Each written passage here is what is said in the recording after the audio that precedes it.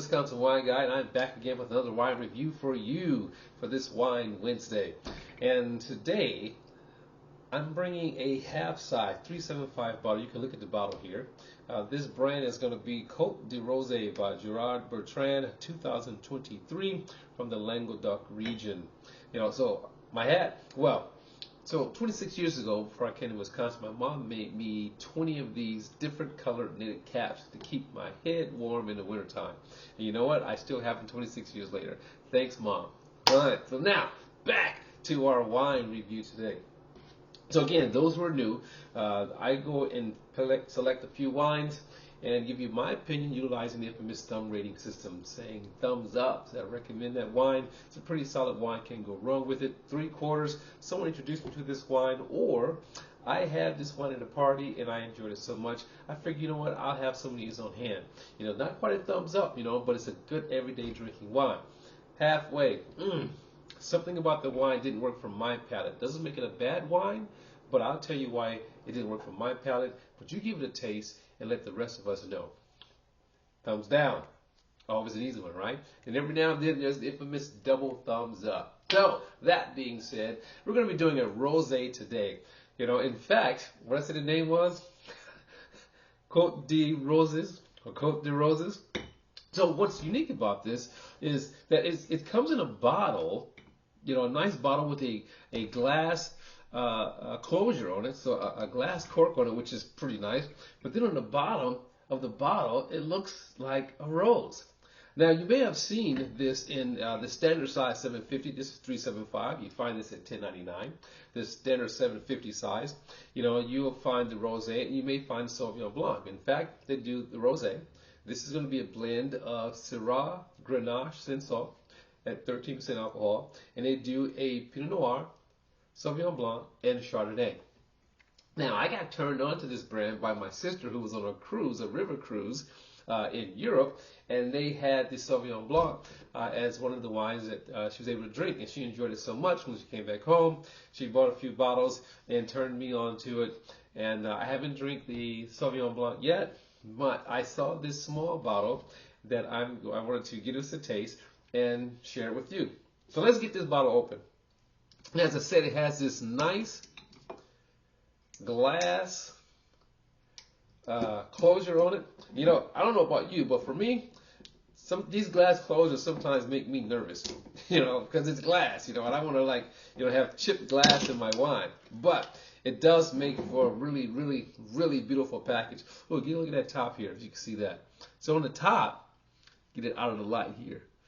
Shadow. All right, there you go. So the top here, it has also in the glass cap a picture of a rose. As I said earlier, the bottom of the bottle is, the shape of a rose. I mean, how cool is that, right?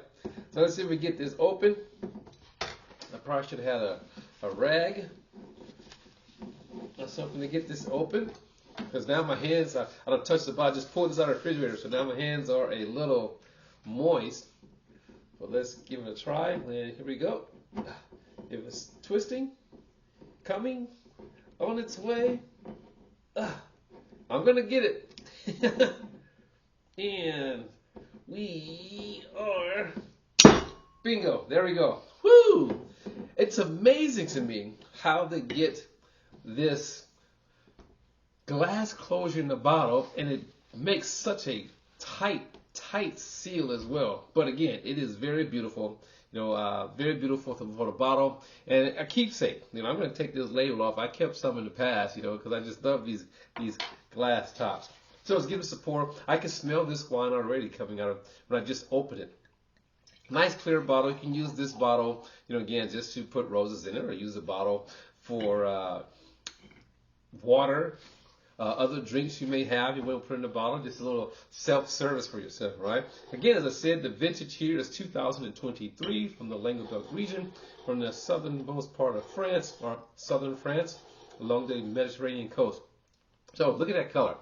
So nice, light, pinkish hues, color and hues. I mean, in fact, you can actually see that right there when I put it up against my blue background, right? So you can see them, just a beautiful, beautiful color. Now, how this is made, there's different ways that the rosé wines are made. Some even add a little bit of red wine just to tint. All right, but this is made red wine with some white wine, but this is made what is the first pressing, a first gentle press, just to extract enough color and also to preserve the aromatic and the fruity qualities of the wine itself. So this is the first pressing. Then it's at the fermentation, it's bottled right away to just keep all that freshness in. Wow, it smells divine from here. Totally. So on the nose here, from here, on the nose I picked up more citrus notes. So more citrus notes, more like a little grapefruit from here. Now, when you go down inside, oh wow, down inside is a nice blending of that citrus with some red berry fruit. I'm going to go with raspberry, cranberry. But I do love that hint of that note of grapefruit that exists here. It's funny, what I enjoy most about rosés, what I look for when drinking rosés, is that, you know, I want to have a best of both worlds. I want a little bit of that red characteristic because it's from red grapes, and I want to have the characteristic of drinking a white wine, something that's right in between. Even if the rosé is a darker color, I still want something right in between. Okay? Now, what am I tasting for? First step, acidity. No acidity, no, zero, no play. Here we go.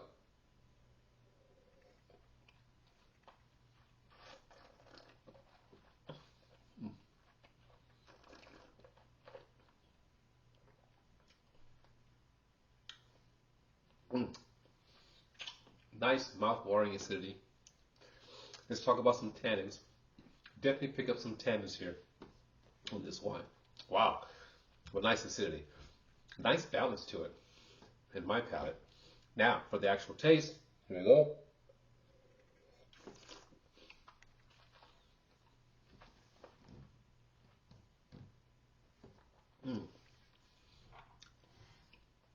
Just as I pulled this right out of the refrigerator, I can imagine if this is when it begins to warm a little bit, but those red fruit flavors come through.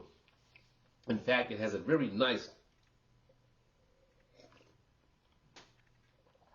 richness of red fruit, but light on the palate, finishes dry, nice long finish, and decent amount of tannin, just soft, silky tannins, but it's there.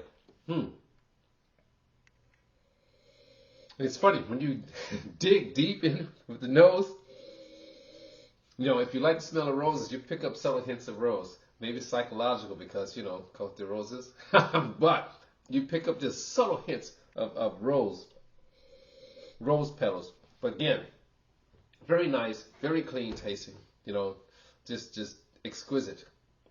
I'm going to enjoy this. I wonder if I can find some food for this one here. But let's get to it.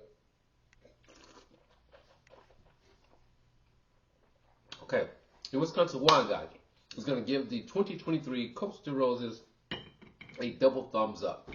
Now, we're coming into fall, coming into winter. Doesn't mean you can't drink rosés. Just have to find the right rosé. You know, and this is a rosé that have those. It's made with Cinsault, Grenache, Syrah, red grapes. You know, just a nice pressing, so it picks up. It has that depth of fruit flavor. You know, but also balances itself out with being in between the red characteristic, but having a white wine style. I'm going to enjoy this. Double thumbs up again. See if you can find it. $10.99 or the $7.50 bottle, which you'll find anywhere from $13.99 on sale to maybe $17.99. So it's your Wisconsin Wine Guide saying, as always, that your palate be the guide with selecting your wine.